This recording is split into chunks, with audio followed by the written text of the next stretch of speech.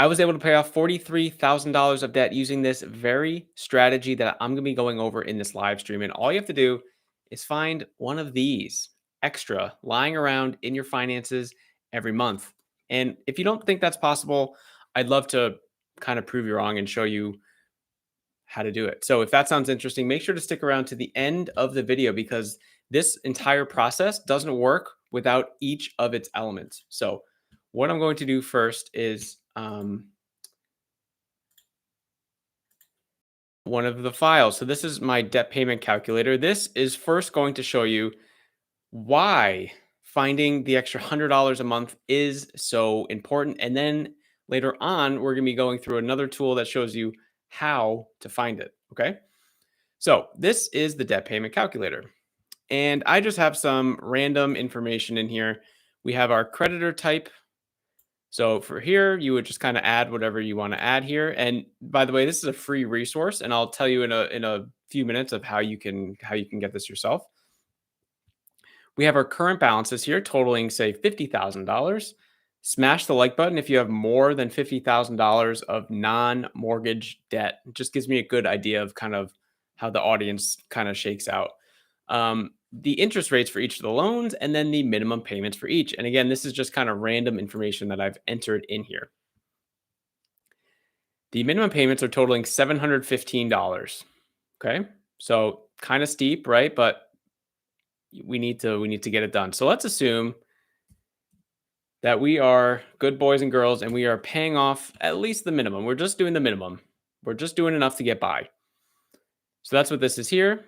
We're going to enter our monthly payment. Initial snowball is basically how much extra money we're putting towards our debt every month. So for minimum payments of $715 and we're paying $715, there was no extra money here. So now we scroll down to the calculator portion of this file, and this is where it gets very interesting. So as you can see, it still has some of the information that we entered. So it has our creditor types, it has our original balances, but now we have some new data here where it's calculating the interest for each of the debts based on the information that we've entered here. Is this still too small? That's better. Sorry, guys. So each, based on the information we have up there, is now down here. And our total interest on $50,000 worth of debt making minimum payments is $96,000. Ooh, so it's almost twice as much as the actual debt is, the interest. And then over here, it's basically telling us, okay, based on the information, again, that we've entered above, how long is it going to take us to pay off the debt based on months? And then what, month and year is associated with that so we can tell how far away we are, right? So this live stream is happening in April of 2025. And if this was your scenario, for example, we would pay off the debt in May 2042. So that is almost 17 years from now, 17 years. Okay. And that's with you doing the thing. You're like, hey, I'm making my minimum payments. Why? What's going on? Minimum payments isn't necessarily a strategy.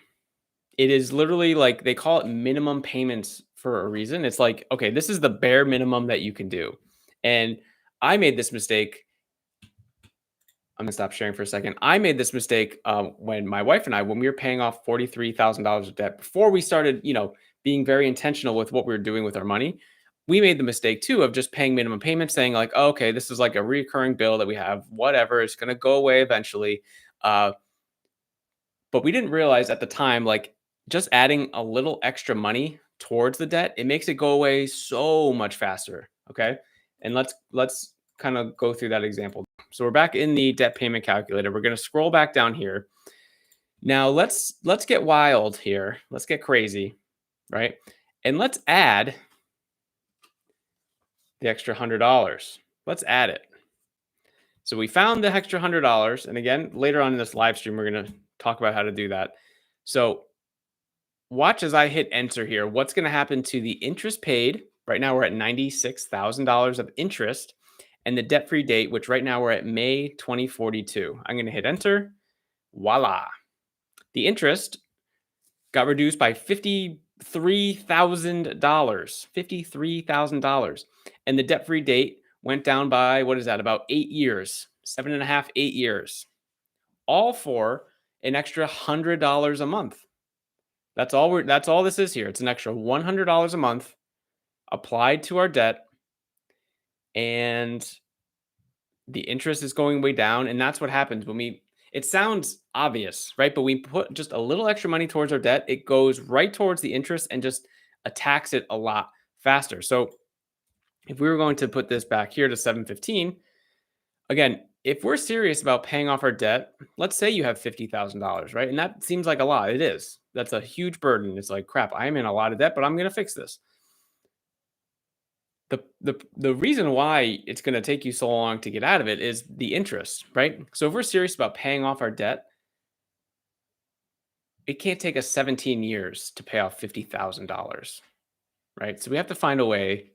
We have to find a way to do better. So yeah, so if we add the extra $100 here. Now, what would happen if we kept going, right? If we, let's say we're like, you know what, we're gonna find 1,000, we're gonna find extra money to put it toward 1,000. Boom, the interest went down to 24,000, so it dropped another $20,000, and I think we saved like 3 more years of stress from being in debt by just adding a little extra money. And this, compounds up. The more we pay, the faster and faster and faster the debt gets paid off, which is really exciting. But it also works the other way. So let's go back to our minimum payments because interest is compounding, right? So when people talk about investing, for example, everyone gets all excited about compounding interest, which is great when you're investing it. But when you have debt, it's negatively compounding against you. So the minimum payment, it's like, okay, 17 years. What if we were paying $100 less a month and we weren't making minimum payments every one month and we weren't being consistent? Let's see what changes happen here. Okay, so we just added $30,000 the wrong way. And we added what, 4 years extra of being in debt for not even making our minimum payments. So that's why the very least, it's why it's called minimum. Like that should be your non-negotiable. We have to find a way to get to the minimum payments. Right. And you could keep going down this whole rabbit hole of what about 515, right? You're adding more time, you're adding more interest, and it's just out of control. So it's easier said than done, but we got to find $100 a month in our finances. And that's what I'm going to show you now. So now that we know how important it is, how beneficial it is, how much money we could be saving, and how much time and effort and stress will be just gone from our life. The stress will be gone. We'll be saving time. Imagine 17 years of being in debt longer. That's people are in high school, 0 to 17. People are like a senior in high school. That's how long extra it would take you to just keep paying off the debt if you're not being very intentional with it. So let's take a quick, reset there. If you're on live now, let me know what your thoughts are on that. I'd love to hear from you guys. If you're watching this after, let me know, what do you think about that? And I'll tell you in a moment how to get access to this debt payment calculator. But now we're going to talk about how to actually find the extra $100 because it's easier said than done, like I said. And that's kind of what it's like, okay, that's great. But how do we do it? So this is a budget template. I'm just going to make it smaller so you can kind of see the layout. But what we want to do first is this process called the 3-month look back. So how this works is you go back 3 months of your expenses. In this case, I just have December, January, February. Okay. And we want to look specifically at the variable expenses. You can do this for all of your expenses. But the reason why I'm singling out variable expenses is these are the expenses that we buy every month or every other month. And the cost, it fluctuates all the time, right? So think like your groceries, gas, utilities, etc. Things that we need to live, but the cost fluctuates, it changes. So however you make payments to stuff, so credit cards, debit cards, cash, which it's a little harder to track for this, to go back and track. But what we want to do is go to each month, look at your bank statements, look at your credit card statements, and enter all of the expenses for the category of the month. So like groceries, for example, you'd go through like, okay, here are my December. You go through all these lists here, and then you do the same thing for your January expenses and your February expenses. The whole point of this is to figure out a rough average of the last 3 months, and it gives you a small little historical data set of like, okay, here's the amount of money I've been spending, and it puts it in your head. Because if you've never done this before, this is a tremendous exercise to do. Because take it from me, when I was living paycheck to paycheck, I had no clue what was going on in my finances. I had no idea where my money was, where it was going.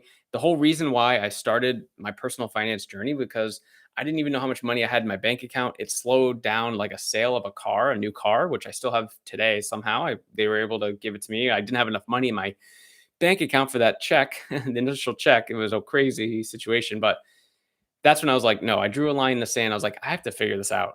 Okay.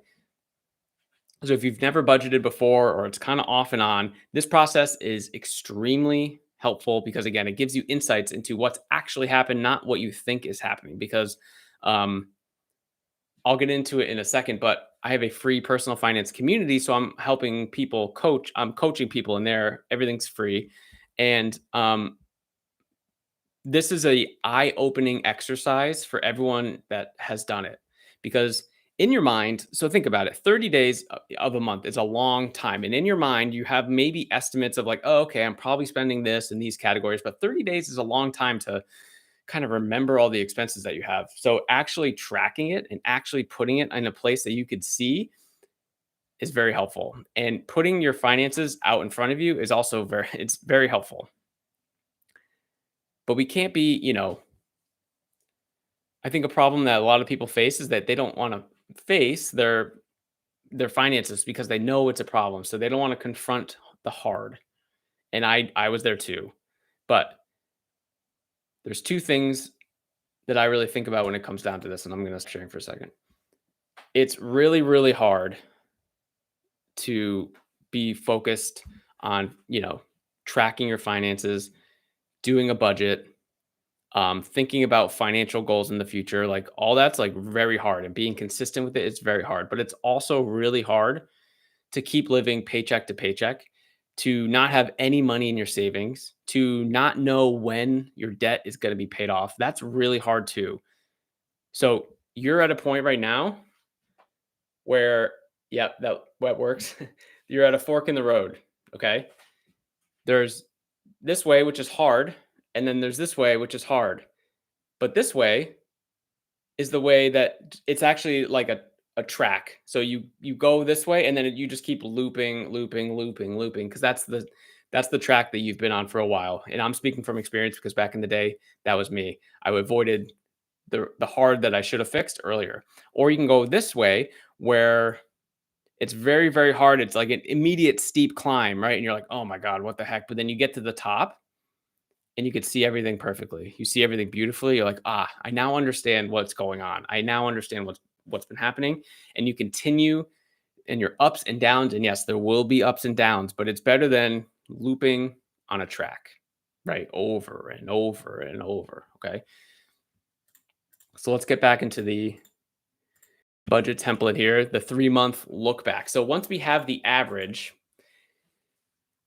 then what we have to do is kind of ask ourselves, okay, why am I doing this? What is the whole point of me doing this? Like, what's your why? And the best part is I can't tell you what that is. No one else can tell you what that is. Only you can tell yourself the reason why. Because if you don't have a strong enough reason why you're going to go through this stage of hard, then you're just going to revert back to the track hard, right? You're going to like that's just comfortable for you. You know how to deal with that sort of anxiety and pressures and all this other stuff. You don't know how to deal with the hike, the mountain climbing yet.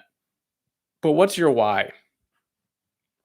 So how you kind of can figure this out is write down a list of things that are very important to you in your life.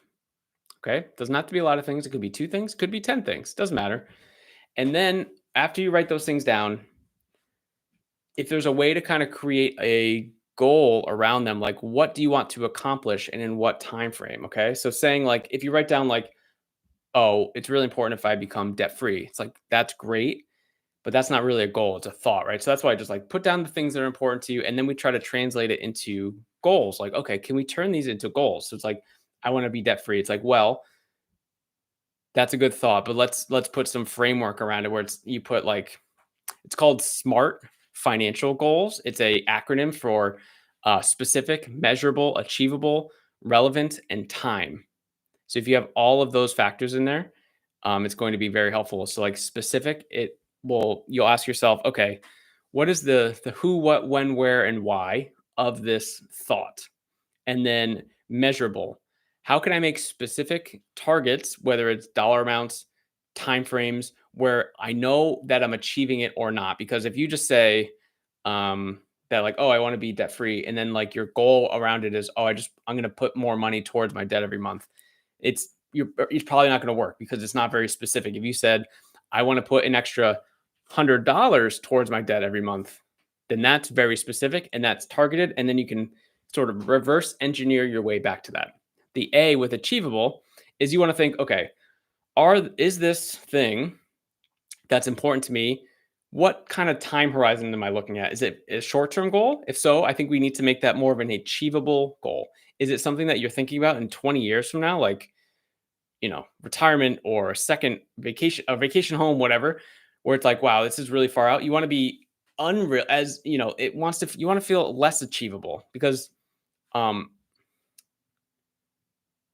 who said so Bill Gates, the Microsoft guy, right?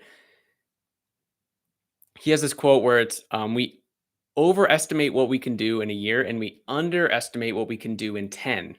Meaning everyone thinks that they, can just change the world tomorrow, but they're not really thinking about they don't think that they can do anything in 10 years. And it's a lot of like you need the thing now, it needs to work now or you're going to quit. And that's kind of same thing to like the fork in the road where you might choose this hard taking the hike, but then you don't see the reward right away and you go back to the normal and then you're circling the track again.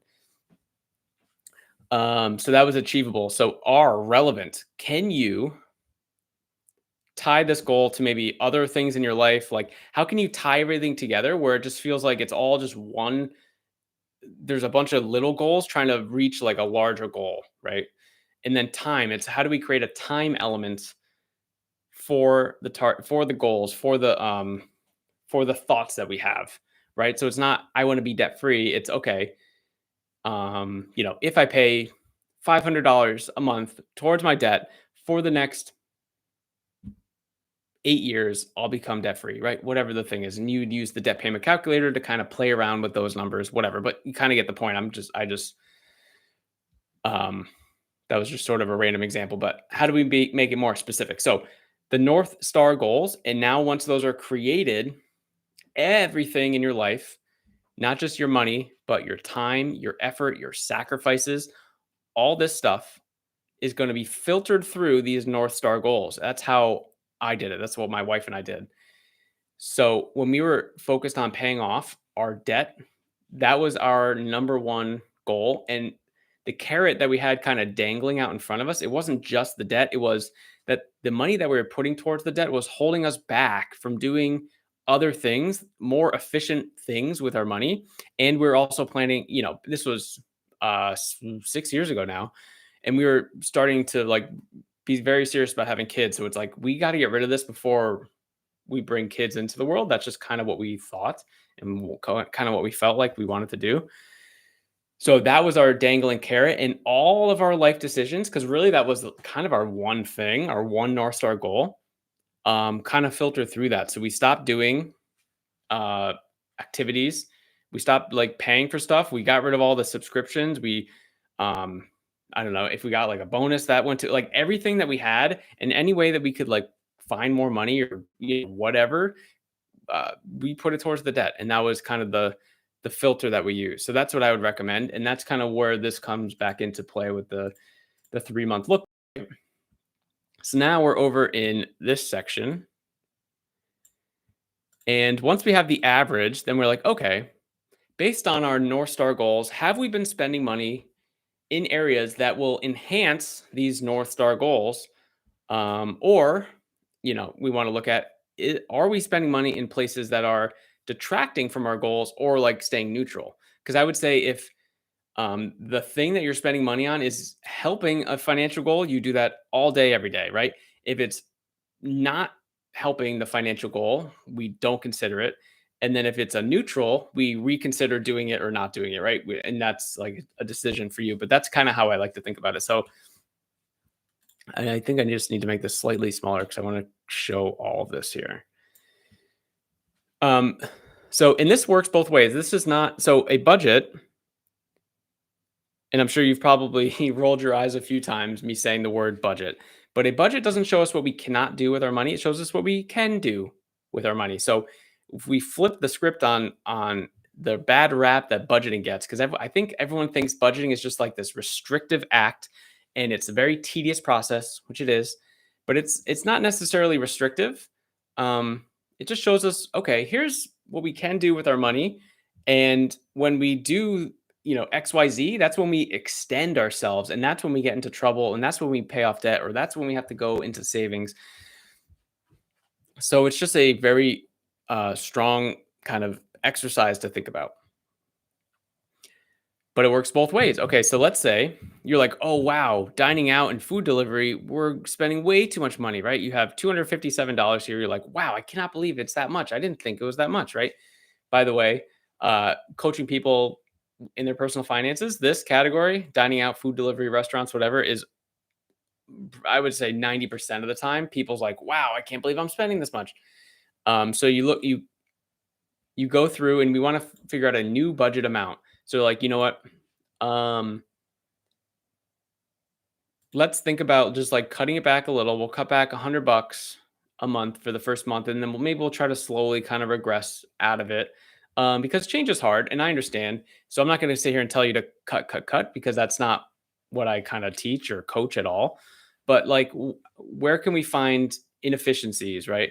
And then obviously, if our dining out and food delivery is going down, we might need to increase groceries, right? Because now we need more meals to supplement the dining out and the food delivery that we were doing, right? So that works like that. But also, you could look at it like this: if one of your North Star goals was like, oh, I want to, one of your thoughts maybe is like, I want to stay healthy, and then you create a goal around that, whatever you want for you, and then you look at your 3 month look back, and you're like, wow, I'm only spending $63 a month for my health and fitness, and it's like a top priority for me, and I need to really increase it. So you could sit here and be like, okay, well, my new budget amount, I need to increase it because it's very important to me. So maybe it's like, well, I go to the gym and I do some stuff, but maybe I could like take more classes.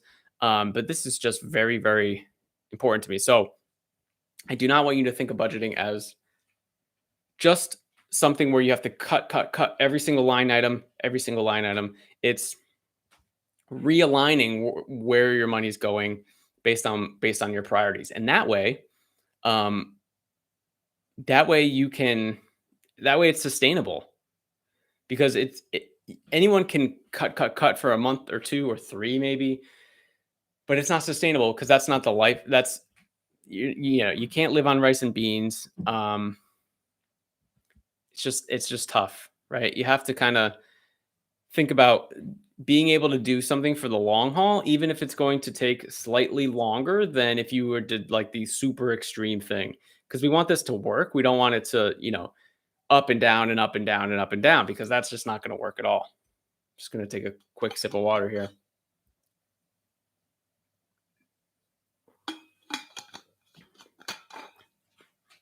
Are you guys getting value from this?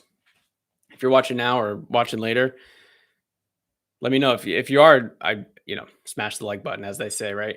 Um, so that's the 3 month look back, and also something to think about with the budget. And I'm going to stop sharing here.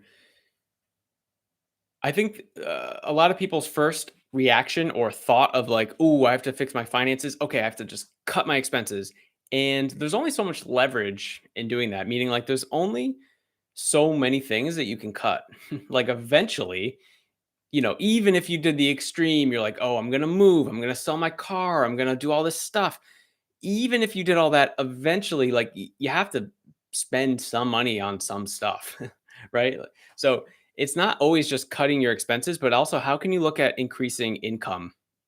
That's a way higher leverage activity. You get way more bang for your buck for doing that, literally. So what's been helpful for me in like my so I'm still doing a 9 to 5 job, right? And what's been helpful for me is, okay, what skills can I learn to, rank myself up in the company? What uh projects can I take on? Like, what skills would I need to learn to, jump into a new endeavor that probably has more upside for you? So you have to always think like, okay, the things that I'm doing now, how can I increase skills, knowledge, ability? Because it's not just about expenses, it's also about your income.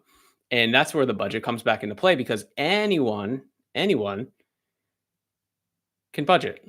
A budget is not for, any salary or any country or currency. Like, literally, if you have an income, you can budget, because a budget is based around the money that we're spending every single month. And we only can spend up to what we make, right? And if we're not, then that means we're in trouble, because that over a long enough time horizon is how we get into debt. So, speaking of all that, I wanted to share, I've been mentioning it throughout this live stream, but my personal finance community, Dollar Discipline University. Okay. So in here, I'm helping people, as I'm a corporate accountant in my 9 to 5 job. I went through the paycheck to paycheck cycle myself. I paid off $43,000 of debt. So basically, everything in this community is through my experience of, being a corporate accountant, also going through personal finance struggles, and trying to help you, if you're watching this, and other people inside this community to build up your personal finance foundation.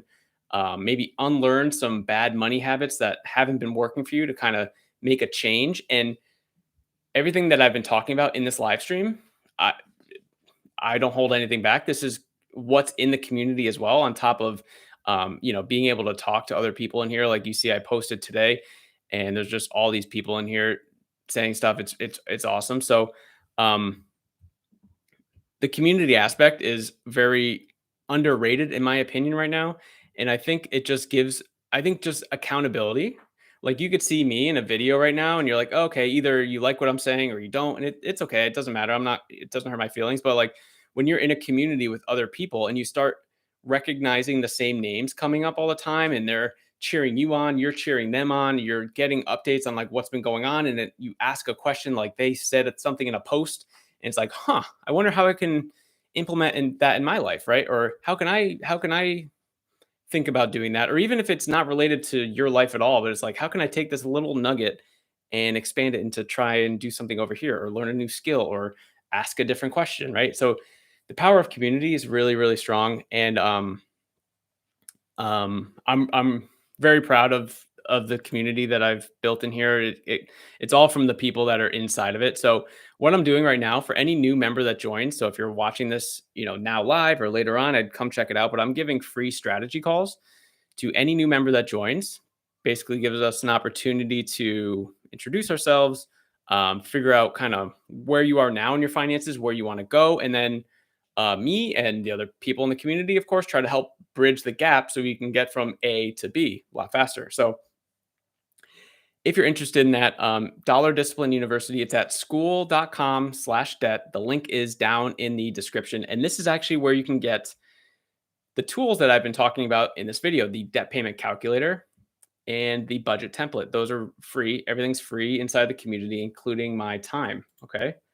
So let's go back into the budget template. And now we're going to actually just jump into so this is the 3 month look back.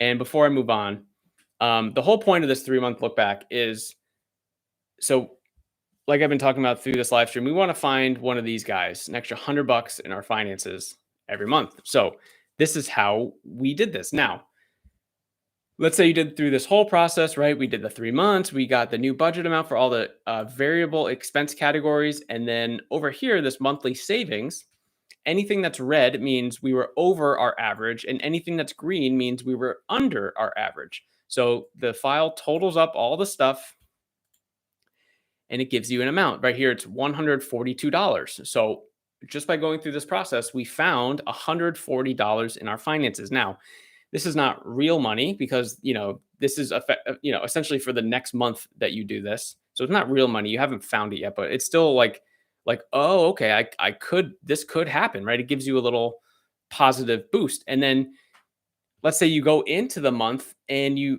think you're going to find $140, but really it's, 50 bucks. And you're like, oh, okay. So it's better than, what I was doing before, right? And you just take that little small win and you try to improve on it in the next month. And it's like, okay, how can I get to $100 extra a month that I can put towards our debt?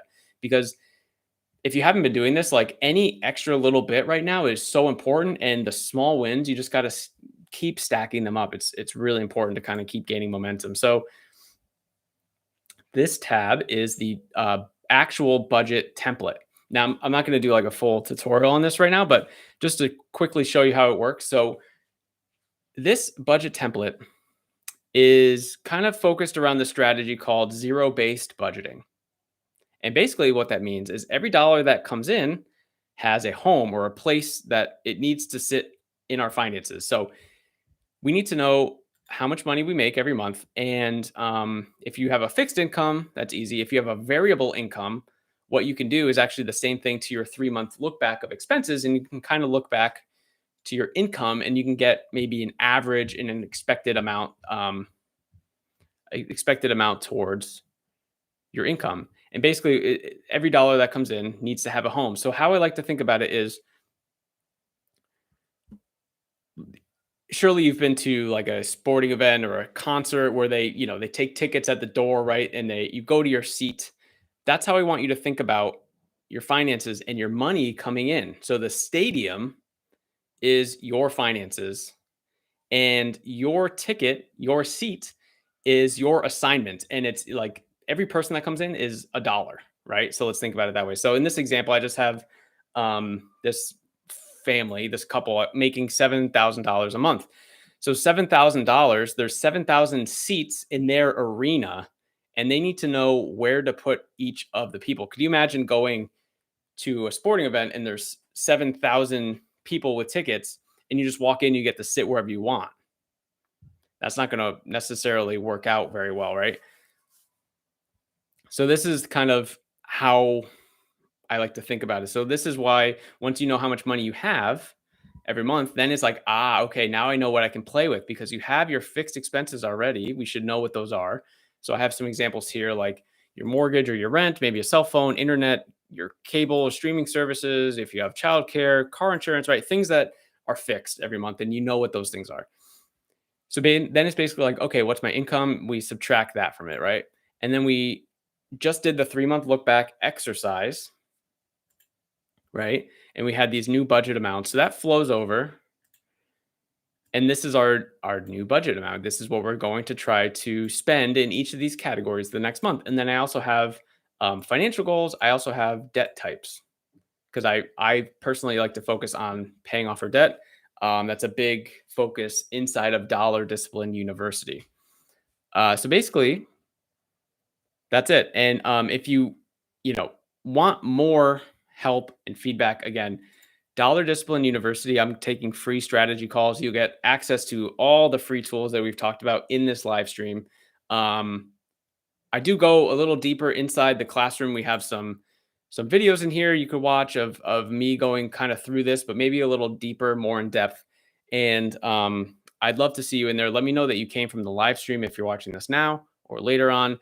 I'm going live every Thursday night around 7:15, depending on when my kiddos go to bed. Um, so if you're, again, watching this now or later, let me know. Uh, uh, Thanks, man. I appreciate you. I appreciate you. Yeah. So let me know, like, how, what kind of things you want me to talk about in these videos, because I'm making videos that I think could be helpful for people, for you. But it's always great to get feedback of the thing that you're struggling with now, and what maybe kind of questions or uh, what kind of things you want me to show you in these videos. So any feedback helps. I will see you guys in the next one.